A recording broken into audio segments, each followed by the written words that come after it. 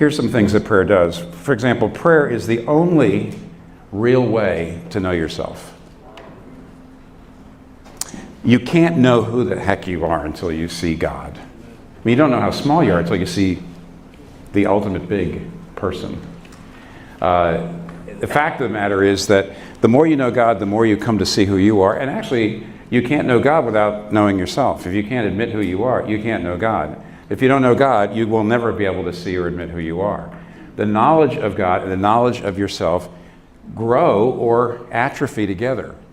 And what that means is there's no way to even know yourself without prayer. Secondly, there's no way to change without prayer. You know why? Because real change happens when your loves are reordered. So if you're saying, for example, I need to stop A. I do A and I do B and I need to stop A and B.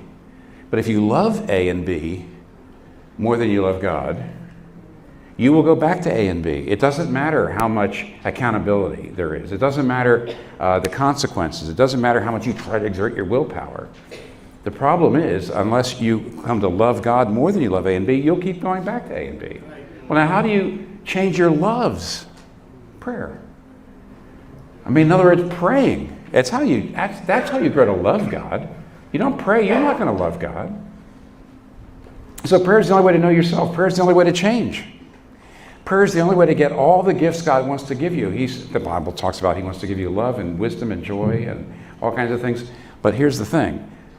It's not safe for Him to give you those things unless you're a person of prayer. It's not safe. Actually, one of the things, the simple fact of the matter is, I talked to somebody not that long ago who became very wealthy early in life, and he said it was the worst thing that ever happened to him.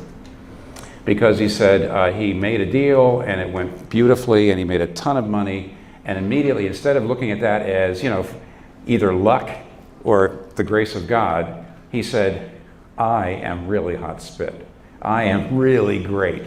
I am unbelievable. I am smart. I'm smarter than other people.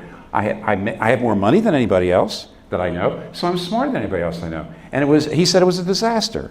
His head got very big, of course, and he made all kinds of boneheaded decisions because he was so sure his gut was the reason why he got rich, right? So now his gut must always be right.